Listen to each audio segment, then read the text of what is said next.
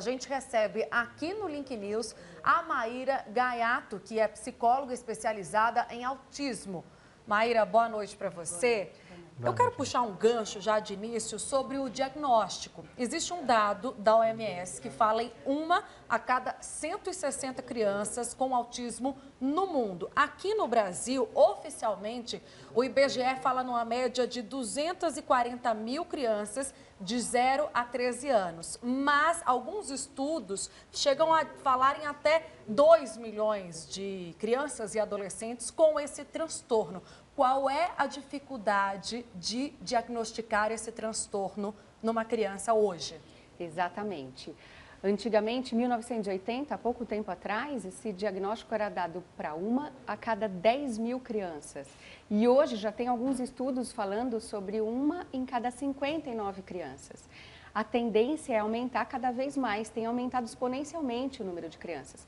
E é muito difícil fazer o diagnóstico porque a gente não tem ainda um marcador biológico, não tem um exame de sangue ou um exame de imagem de cérebro que mostre, que detecte para a gente com certeza um tipo de autismo, até porque a gente tem vários tipos de autismo. Então, como o diagnóstico é observação comportamental, isso varia de médico para médico fechar esse diagnóstico ou não. E ainda tem-se muita dúvida sobre isso. Mas as crianças com autismo têm atraso na comunicação social, então elas têm uma dificuldade de verbalização ou de linguagem receptiva, tem uma dificuldade de interagir com as pessoas, de brincar de uma forma adequada e também tem alguns interesses restritos e estereotipados. É importante a gente falar que uma criança com autismo ela não é incapaz de fazer tudo isso. Muita gente fala, uma criança com autismo não olha nos olhos ou uma criança com autismo não brinca. Ela faz tudo isso, sim. É carinhosa, sim. Só que ela faz um pouco menos do que devia para a idade dela.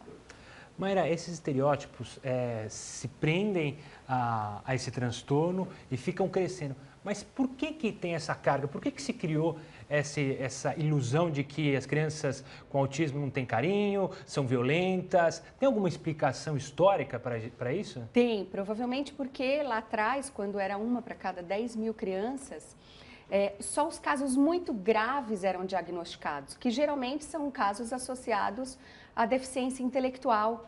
Então, tem atraso mental associado, que são os casos mais graves que hoje a gente fala de nível 3. Mas nós temos casos moderados e casos leves também. Com o conhecimento da população, e por isso é tão importante a gente falar cada vez mais e falar sobre isso aqui, com as pessoas tendo mais acesso às informações, a gente consegue identificar crianças que têm traços ou que têm sintomas mais sutis do transtorno. Existe uma lei que é de 2012 que trata desse transtorno, reconhece o transtorno do autismo e dispõe de alguns direitos da pessoa com autismo. Exato. Agora, o que mudou de 2012, quando essa lei começou a valer, até agora e quais são as maiores dificuldades para você, por exemplo, que está nessa área, trabalhando com pessoas que têm o autismo e também para a sociedade, para os pais, professores e todas aquelas pessoas que fazem meio do convívio social dessa criança, desse adolescente? É bem importante essa lei porque a partir dela as crianças com autismo elas são identificadas e tratadas e reconhecidas como deficientes.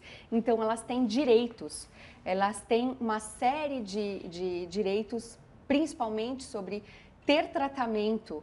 E precisamos exercer esse direito, porque a criança com autismo precisa de muitas horas de intervenção e essa é a nossa maior dificuldade. A gente precisa de pelo menos 15 horas semanais. Os pais precisam ser orientados para poder fazer essa quantidade de horas. A escola precisa estar alinhada junto com a equipe terapêutica de terapia comportamental, fono e terapeuta de integração sensorial. Essa é a nossa maior dificuldade, é ter só 1 vez por semana ou 2 vezes por semana tratamento.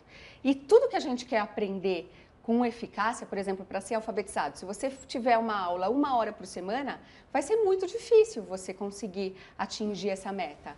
O tratamento para autismo também. Se você tiver pouco tempo, poucas vezes por semana, vai ser muito difícil você conseguir estimular o cérebro e fazer novas redes, novas conexões que são perfeitamente possíveis. E nós já temos comprovação científica de que o tratamento faz novos caminhos neurais no cérebro das crianças, só que a gente precisa de muitas horas de intervenção específica e especializada. Mayra, falando então desse tratamento, como é que a gente está hoje no Brasil, tanto a rede privada quanto a rede pública? A gente tem tratamentos seguros, a gente tem profissionais qualificados? Você é uma que estudou com isso e sabe bem mostrar qual que é o nosso cenário atualmente no mundo.